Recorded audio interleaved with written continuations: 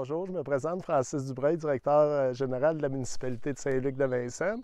Alors, ça me fait plaisir de vous accueillir aujourd'hui ici sur les berges de la rivière Champlain. Alors, la rivière Champlain, c'est un petit trésor caché dans la MRC des Chenaux. En fait, c'est une petite rivière là, qui a pas son embouchure, mais qui débute à Notre-Dame-du-Mont-Carmel, puis qui s'écoule là, tout le long de la municipalité de Saint-Luc pour finalement là, finir dans le fleuve Saint-Laurent à Champlain. Alors, c'est un petit trésor qu'on a ici. C'est une petite vallée qui est encastrée dans des terres argileuses, puis qui est constituée d'un corridor écologique là, quand même assez bien préservé là, au fil des années, compte tenu qu'on y trouve là, quand même plusieurs zones de glissement de terrain, qui fait que les gens n'ont pas pu s'établir près des rives et dénaturer là, l'ensemble du parcours de la rivière.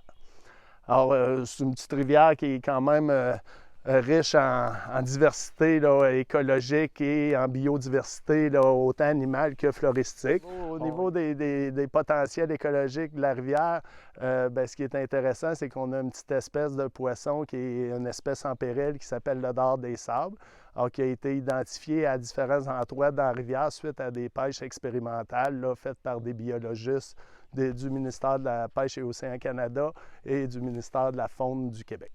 En fait, au niveau de la pêche sportive de la rivière Champlain, il y a plusieurs pêcheurs qui utilisent la rivière, mais ce qui est particulier de la rivière Champlain, c'est vraiment la présence du dard des sables, du dard de sable qu'on retrouve là, dans différents habitats, d'où l'importance de protéger là, les berges et l'envasement de la rivière qui détruit l'habitat du petit poisson. Là, présentement, la rivière, elle n'a pas de point d'accès public. Alors, c'est vraiment toutes des terres privées là, qui sont bornées par la rivière. Alors, on est situé là, dans le sud du Québec.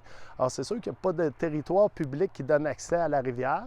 Par contre, présentement, il y a certaines réflexions à savoir comment on pourrait faire soit des parcs linéaires ou un corridor forestier qui permettrait de donner un certain accès aux citoyens là, aux avantages de la rivière, notamment à ses berges, soit pour de la randonnée pédestre, soit pour des activités nautiques comme du kayak ou du rafting.